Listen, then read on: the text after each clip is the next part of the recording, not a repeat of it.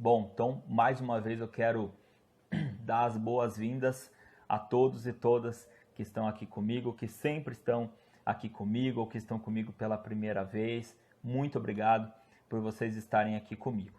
Quero compartilhar uma palavra e, como a gente sempre lembra, né, quarta-feira é o dia da live Prioridades, né, quando nós falamos a respeito de algo que precisa ser prioritário na nossa vida. E nós sabemos que Deus tem que ser nossa primeira prioridade, né, tem que ser nossa maior prioridade. Por consequência, a palavra de Deus também tem que ser nossa primeira prioridade, já que é a palavra de Deus que nos ensina aquilo que Deus quer para as nossas vidas, como Deus quer que nós andemos, como que Deus quer que nós caminhemos, sejamos guiados por Ele. Amém?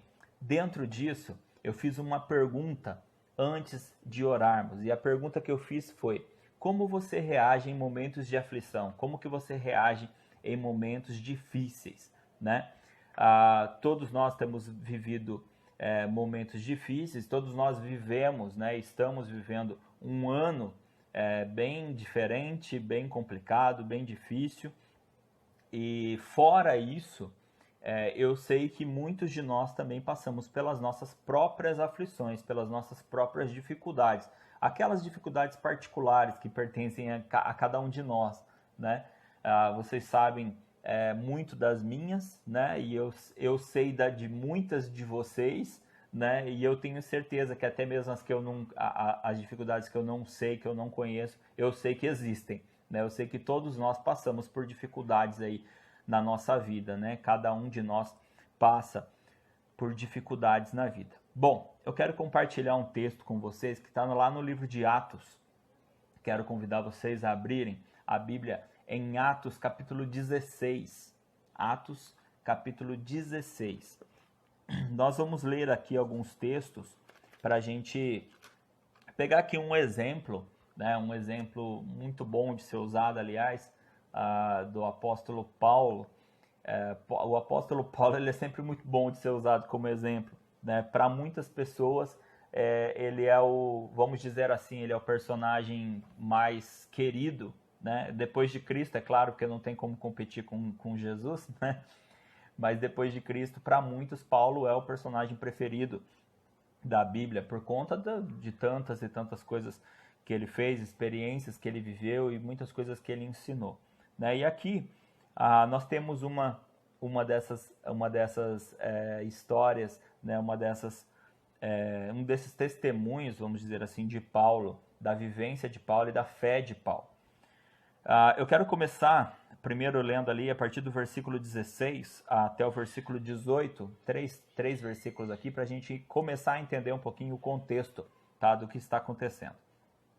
O título desse parágrafo, na minha Bíblia, é A Cura de uma Jovem Adivinhadora, né? E diz assim, a partir do versículo 16, capítulo 15, versículo 16 do livro de Atos dos Apóstolos, diz assim: Aconteceu que, indo nós para o lugar de oração, veio ao nosso encontro uma jovem possuída de espírito adivinhador, a qual, adivinhando, dava grande lucro aos seus donos.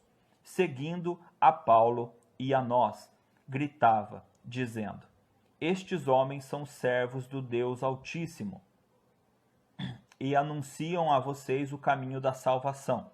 Isso se repetiu por muitos dias. Então Paulo, já indignado, voltando-se, disse ao Espírito: Em nome de Jesus Cristo, eu ordeno que você saia dela. E nessa mesma hora o Espírito saiu. Bom, vamos lá. Vamos por partes aqui. Eu fiz uma pergunta e, na verdade, eu vou ter que fazer essa pergunta mais de uma vez, porque aqui a gente tem momentos diferentes, apesar de ser tudo junto, mas nós temos aqui momentos diferentes da vida de Paulo, né? Aqui, no caso, Paulo e Silas, né? Paulo está caminhando com Silas e eles chegando, então, àquele lugar, eles se encontraram com uma moça que estava possuída de um demônio, né, de um espírito maligno, e esse espírito, então, ele fazia adivinhações, né? E nós vamos ver mais para frente que essa menina, ela era usada por alguns homens para que eles pudessem ter lucro com essas adivinhações dela, né? De alguma forma eles tinham lucro com essas adivinhações dela. E quando Paulo e Silas eles se encontram com ela, então ela começa a gritar, a chamar a atenção, dizendo que eles são servos do Senhor e anunciam a salvação. É claro que para isso ter incomodado Paulo, significa que ela fazia de uma forma de deboche, né? Ela fazia de uma forma a querer diminuí-los, né? Menosprezá-los ou ridicularizá-los, né? Então, a gente percebe primeiro que Paulo primeiro tentou ignorá-la, né? E só que, conforme a gente vai vendo, a palavra diz que isso ia se repetindo, ao ponto de Paulo, então, se incomodar, né? Então, aqui vai a nossa primeira questão daquela pergunta, né? De como nós nos comportamos em algumas situações. Bom, nós como cristãos, nós devemos, assim como Paulo e Silas, dar testemunho, né? Porque aquele espírito imundo falava através daquela moça, né?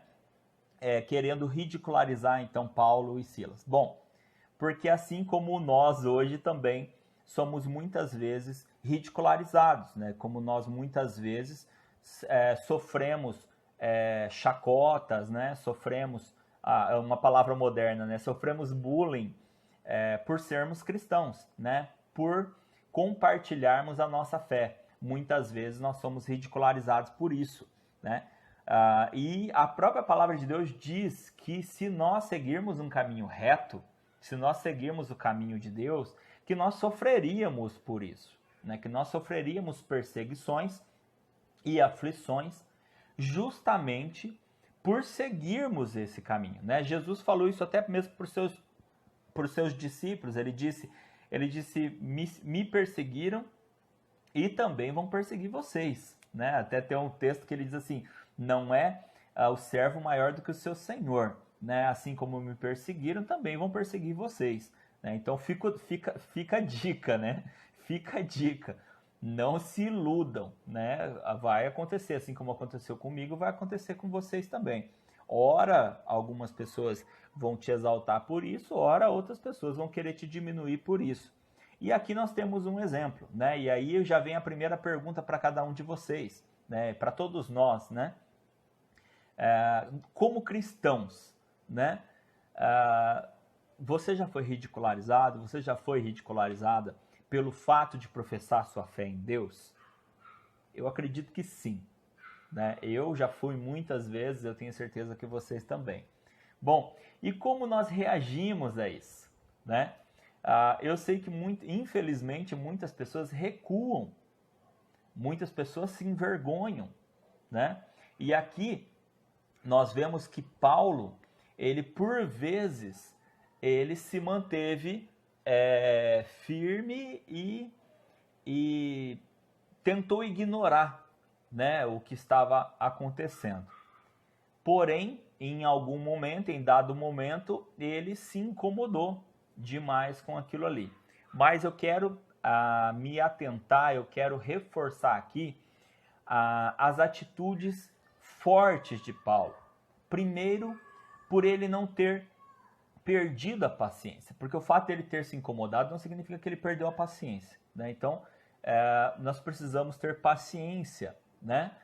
Seguindo o caminho de Cristo, porque muitas vezes situações como essa vão acontecer conosco, né? De sermos ridicularizados, e muitas vezes não vai ser por pessoas estranhas, às vezes é pelas pessoas mais próximas que nós temos, né?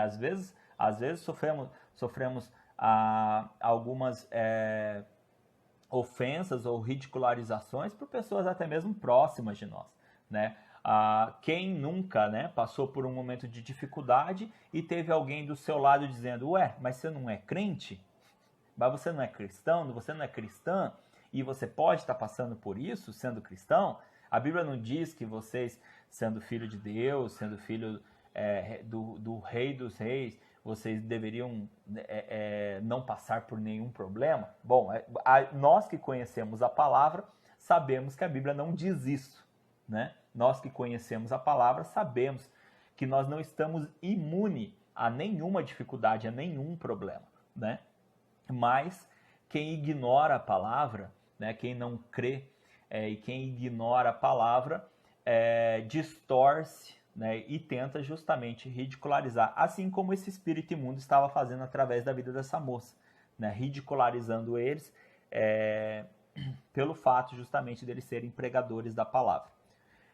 Então, as primeiras atitudes de Paulo, ter paciência com relação a quem faz isso, porque você sabe, você conhece o teu chamado, você conhece o propósito de Deus para a sua vida. Então não são as outras pessoas que vão te definir, é Deus quem te define. Né? Deus que te define através, é claro, das tuas ações, das tuas atitudes. Né? Então, Paulo, ele, na verdade, ele reforça o seu chamado através das suas atitudes. Primeiro, ignorando as ofensas. Segundo, repreendendo o inimigo, repreendendo o mal. Talvez no início Paulo achasse que fosse apenas uma menina, uma moça enchendo o saco, vamos dizer assim, né? Perturbando eles. Mas, em dado momento, tendo o entendimento de que, na verdade, não era a moça em si, e sim um espírito que a possuía, né? Tanto é que ele vira para... a própria palavra diz, ele não vira e fala com a moça, ele vira e fala com o espírito, né? Então, ali há o discernimento na vida de Paulo, de que não se tratava de uma moça que estava tentando ridicularizá-los, não era ela em si, e sim um demônio, né, o espírito maligno que a possuía, que de fato estava querendo ridicularizá-los. Né? Então ele se vira a ele e ali, tomando uma atitude de reforçando a sua fé, a sua crença, o seu testemunho, expulsando aquele demônio, aquele espírito maligno, em nome de Jesus. Então aqui a gente já vê algumas posturas de Paulo. Bom, mas continua, porque essa aqui, na verdade, foi a primeira situação aqui que aconteceu. Continuando o texto, a partir do versículo 19, nós vemos aqui, ó, quando os donos da jovem viram que se havia desfeito a esperança do lucro, lembra que eu disse, né? Alguns homens lucravam com as adivinhações dela, né? E como agora Paulo havia expulsado o demônio e ela não fazia, ela mudou, né? Nós sabemos disso, né? Que para quem não entende o que acontece, para eles, ela simplesmente mudou e ela perdeu o talento dela, né? Para aqueles homens, ela perdeu o talento dela. E eles viram que eles não iam lucrar mais, porque ela não fazia mais as adivinhações, né? Então, havia se desfeito a esperança do lucro, agarraram Paulo e Silas e os arrastaram para a praça, à presença das autoridades. Elevando-os aos magistrados, disseram: estes homens, sendo judeus, perturbam a nossa cidade, propagando costumes que não podemos aceitar nem praticar, porque somos romanos. Então a multidão se levantou unida contra eles, e os magistrados, rasgando-lhes as roupas, mandaram açoitá-los com varas. E depois de lhes darem muitos açoites, os lançaram na prisão, ordenando ao carcereiro que os guardassem com toda a segurança. Este, recebendo tal ordem, levou-os para o cárcere, para o cárcere interior e prendeu os pés deles no tronco. Por volta da meia-noite, Paulo e Silas oravam e cantavam louvores a Deus, e os demais companheiros de prisão escutavam. De repente, sobreveio tamanho terremoto, que sacudiu os alicerces da prisão. Todas as portas se abriram e as correntes de todos os presos se soltaram. Bom, a gente viu então que Paulo toma uma atitude com relação àquele demônio que possuía a moça, expulsou aquele demônio, confirmando ali a sua fé e a sua palavra, a pregação da palavra, já que como ele pregava a palavra, com certeza ele pregava que Jesus, entrando na vida da pessoa, a pessoa deixava todo o mal, deixava todo o pecado, né, e que Jesus tinha autoridade. Então ali ele teve que mostrar, né, não a autoridade dele, Paulo, mas a autoridade de Cristo, aquele Cristo pelo qual ele estava pregando. E então ele demonstra isso, expulsando aquele espírito maligno, aquele demônio, só que isso incomodou outras pessoas. Como sempre, né, todas as vezes que cristãos e cristãs trabalham para o Senhor e fazem a obra pelo Senhor, coisas acontecem, porque sempre vão acontecer, pessoas serão libertas, pessoas serão curadas, pessoas serão salvas. E por isso, outras pessoas que não entendem, que não creem, acabam se incomodando, acabam ficando incomodadas com isso.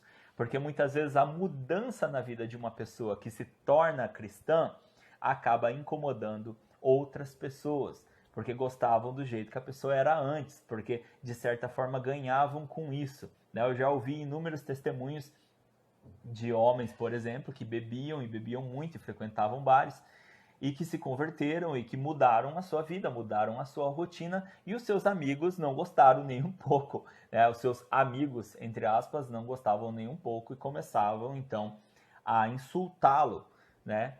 De várias formas diferentes. Já ouvi testemunhos de muitas pessoas, não só desse estilo que eu acabei de citar, mas de tantos outros, né? De pessoas que depois que se converteram começaram a ser ridicularizados por amigos, entre aspas, por familiares, por colegas de trabalho e tantos outros. O próprio fato de você testemunhar, né? E às vezes não precisa nem ser falando, né? As suas atitudes, as suas ações, o seu comportamento, né? Fala muito, né? As nossas atitudes falam muito. E isso muitas vezes as pessoas percebem, né? As pessoas acabam percebendo. E isso acaba incomodando algumas pessoas, como incomodou esses homens, né? Incomodou esses homens. Por quê? Paulo e Silas transformaram a vida daquela moça, daquela mulher, e por consequência isso incomodou algumas pessoas que tiravam vantagem dela, que tiravam proveito dela. E esse é um dado interessante de pessoas que se convertem, né? Não é muito difícil você escutar assim, eu sou cristão e não capacho, né? O cristão não foi feito para ser capacho, não foi feito para ser pisado pelos outros, né? A própria palavra nos ensina que a verdade nos liberta, né? E nós deixamos de ser capacho quando nós entendemos o valor da palavra do Senhor. É totalmente inverso. O mundo prega que nós somos tapados, né? O mundo prega que nós obedecemos cegamente pessoas, né? Infelizmente alguns acabam seguindo sim, mas são pessoas que são manipuladas, são pessoas que não se prega o verdadeiro evangelho para essas pessoas. Mas as pessoas que conhecem de fato a pregação da palavra do Senhor verdadeiramente, elas deixam de ser prisioneiras, elas deixam de ser capacho e se tornam verdadeiramente livres. Se tornam verdadeiramente livres. Foi o que aconteceu com essa moça. Ela deixou de ser um capacho, ela deixou de ser usada, né? Então, na verdade, se tornar cristão não é começar a ser usado pelos outros. Pelo contrário, é deixar de ser usado pelos outros e começar a ser usado por Deus. É completamente diferente, né? Então, Paulo se permitia ser usado por Deus e libertava pessoas, como ele fez com essa moça. Só que isso incomodou essas outras pessoas. Assim como acontece também conosco, né? Lembrem-se da pergunta central. Como você reage pelo fato de ser cristão, ser cristã, a diversas situações na sua vida, a situações adversas na sua vida.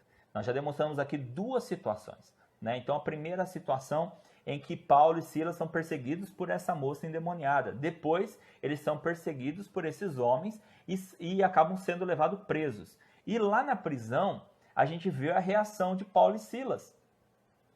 Olha a convicção de ser chamado e de entender que está servindo a Deus. A convicção de Paulo e de Silas é tão grande que, ao perceberem que um demônio usava aquela moça, eles a libertam através da autoridade de Cristo. Ao serem presos por servirem a Deus, eles não reagem à situação.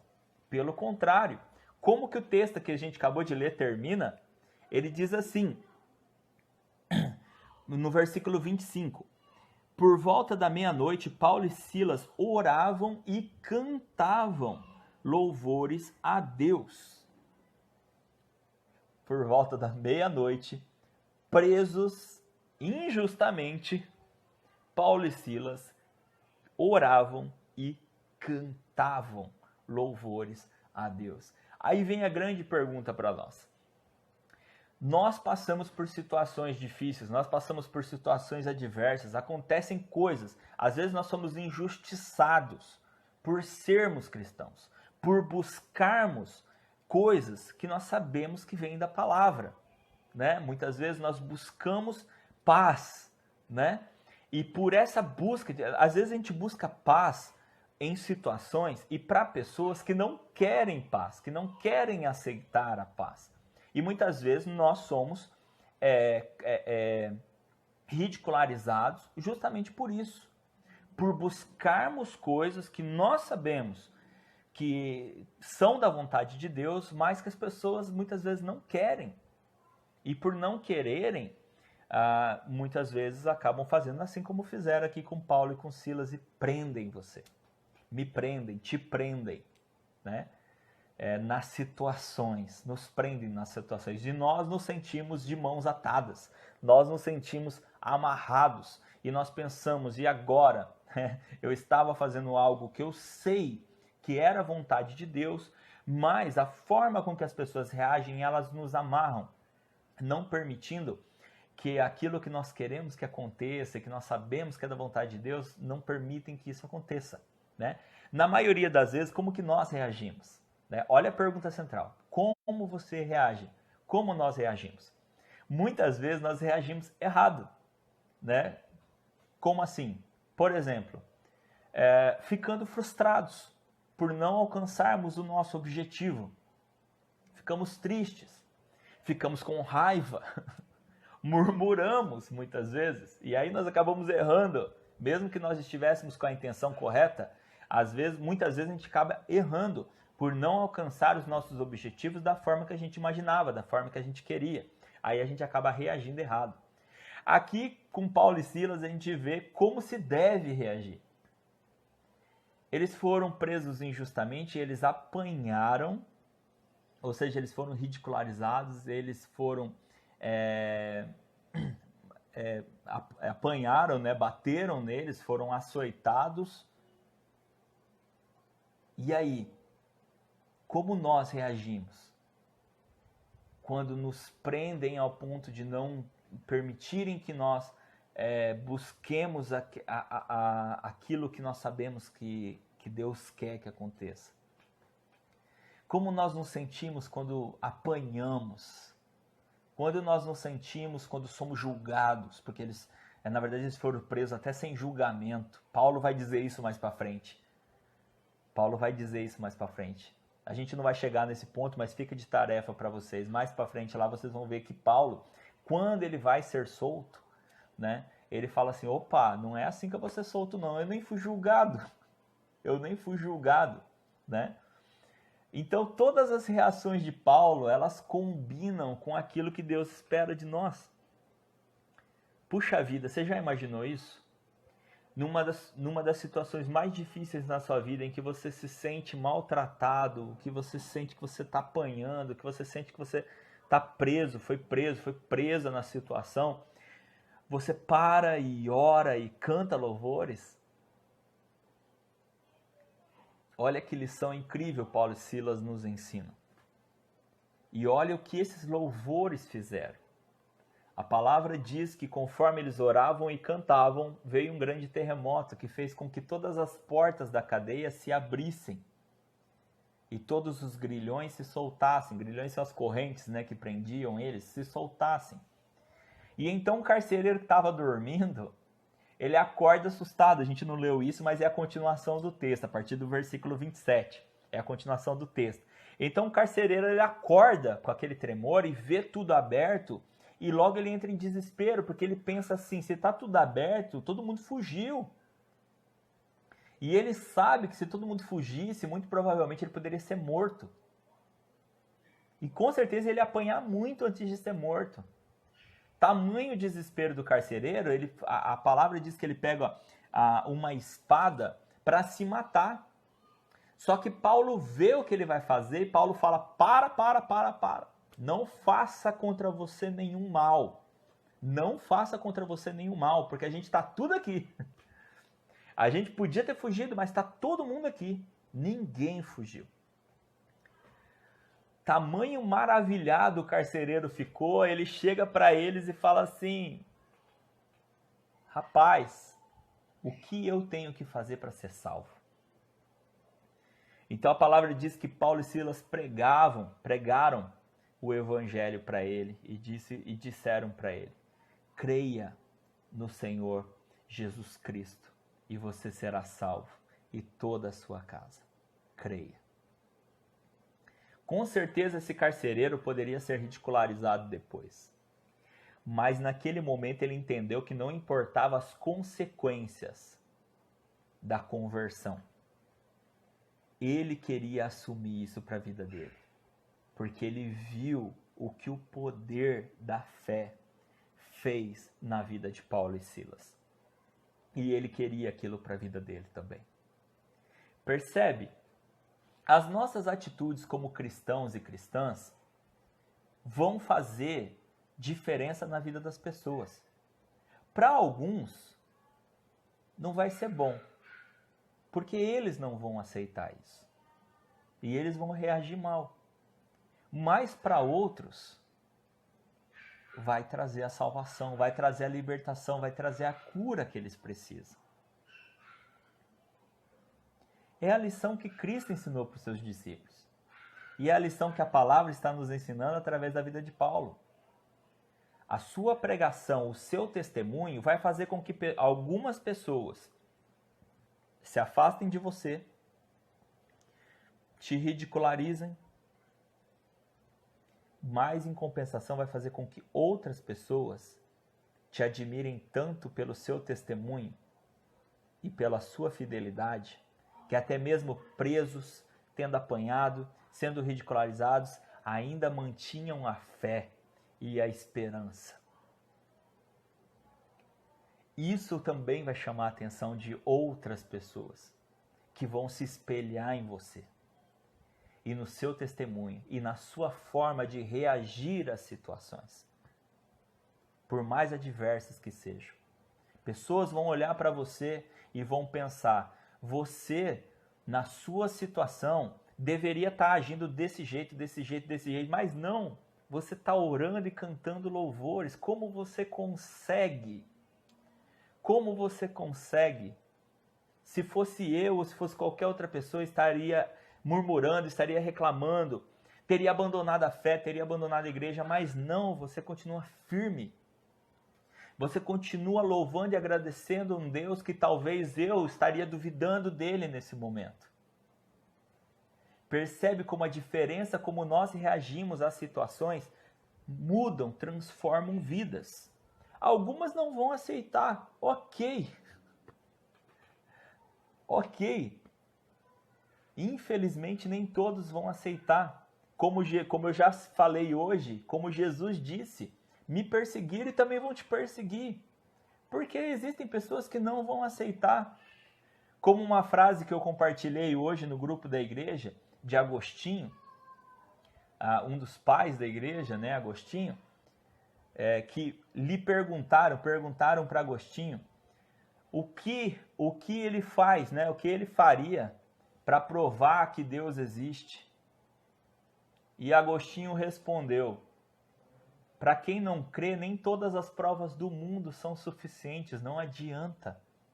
Agora, para aqueles que creem, nenhuma prova é necessária. Nós cremos e para nós é o suficiente.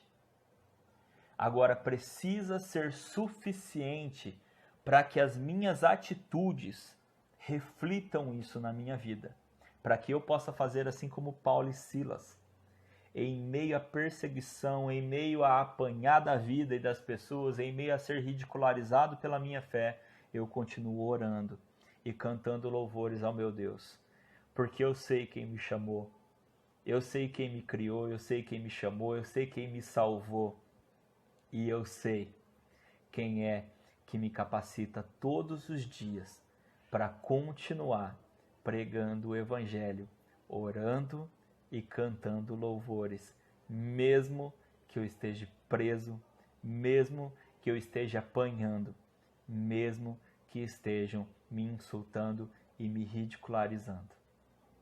Paulo e Silas converteram a família do carcereiro.